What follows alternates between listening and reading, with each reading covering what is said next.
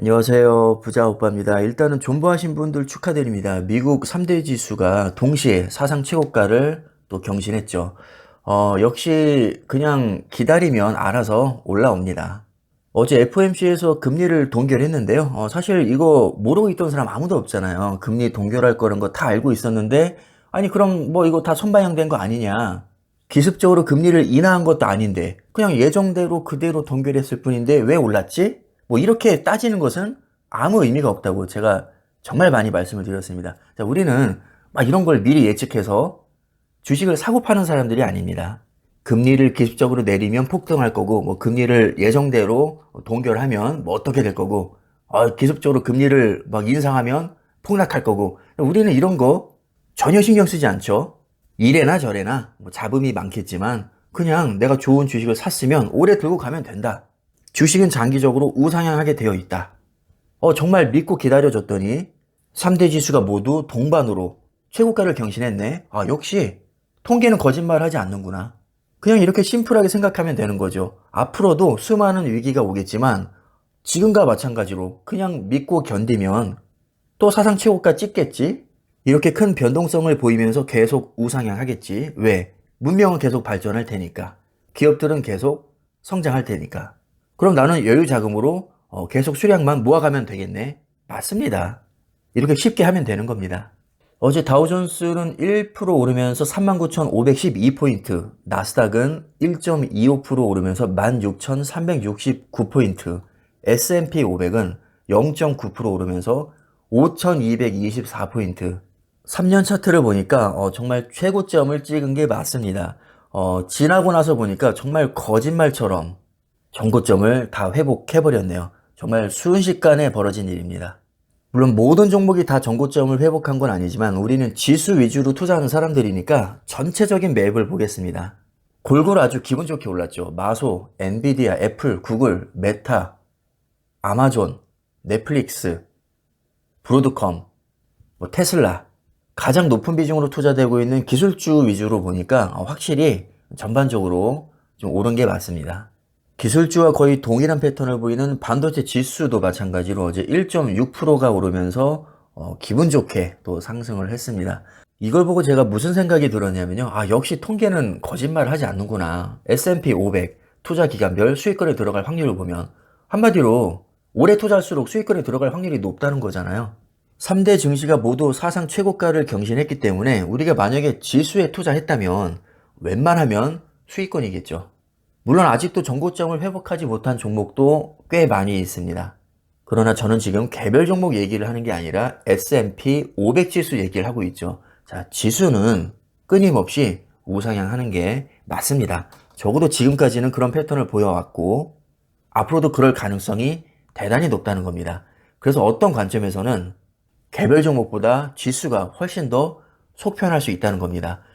당연히 기대 수익률은 많이 떨어지겠지만 장 걱정 없이 오래 들고 가기에는 개별 종목보다는 지수가 확실히 마음이 편합니다. S&P 500 지수, 뭐 필라델피아 반도체 지수, 나스닥 100 지수 이런 지수들은 시장 전체를 반영하기 때문에 지금처럼 3대 증시가 사상 최고가를 경신한 상황에서 자, 우리가 소외될 이유가 없다는 겁니다.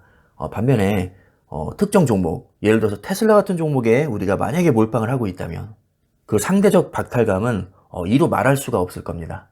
물론 반대로 엔비디아에 몰빵하고 있다면 평균 지수보다 훨씬 많이 올랐기 때문에 기분이 훨씬 좋겠죠. 자, 그러나 이것은 결과론적인 얘기지 우리가 항상 최선의 선택을 할 수는 없는 것이기 때문에 안전하게 지수 위주로 투자하는 게 저는 좋다고 생각을 합니다. 마지막으로 지금 상황에 딱 맞는 피터 린치의 명언을 한번 읊어드리면서 영상 마무리하도록 하겠습니다. 아마 와닿으실 겁니다. 누군가 시장을 예측할 때 우리는 귀를 기울이는 대신 코를 골아야 한다. 회사의 근본이 바뀌지 않는 한 주식을 계속 보유하라. 주식으로 성공한 사람들 역시 주기적으로 손실을 보고 좌절을 맛보고 예기치 못한 사건을 맞이한다. 끔찍한 폭락이 일어나도 이들은 게임을 포기하지 않는다. 주식시장은 확신을 요구하며 확신이 없는 사람들은 반드시 희생된다. 주변 사람들에게 휘둘리지 말고 장기적인 가능성을 봐야 한다.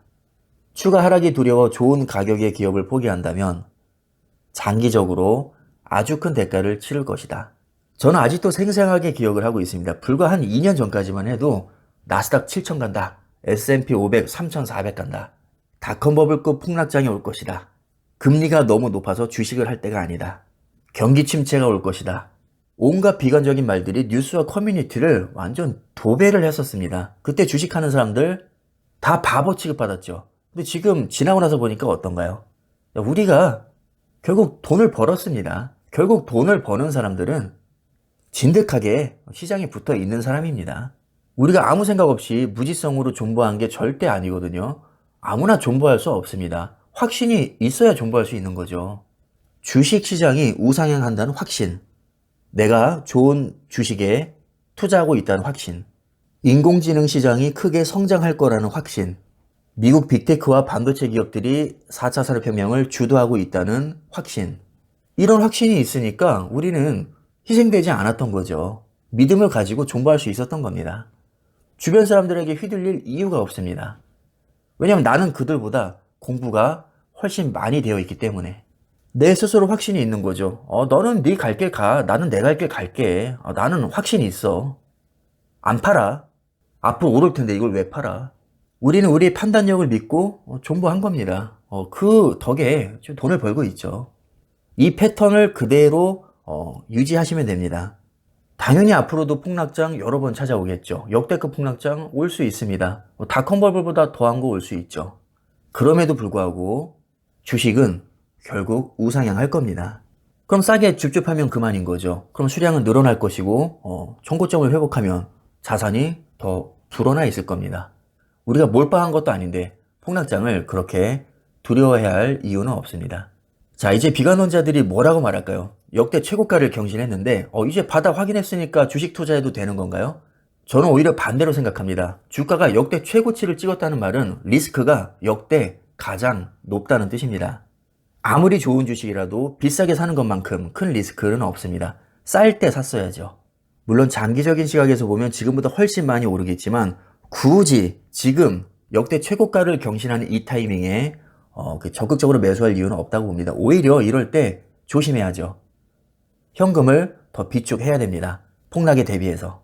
지금은 먹을 게 별로 없습니다. 적어도 단기적으로 봤을 때 단물이 너무 많이 빠졌죠. 역대 최고가를 이미 경신했습니다. 단물을 많이 빨아 먹으려면 남들이 다 망한다고 했을 때, 주가가 똥값이었을 때 매수를 했어야 됐습니다. 추가 하락이 두려워 좋은 가격의 기업을 포기한다면 장기적으로 아주 큰 대가를 치르게 될 겁니다. 이것은 아직도 유효합니다. 자, 그럼 오늘 영상 여기까지 하겠습니다. 감사합니다.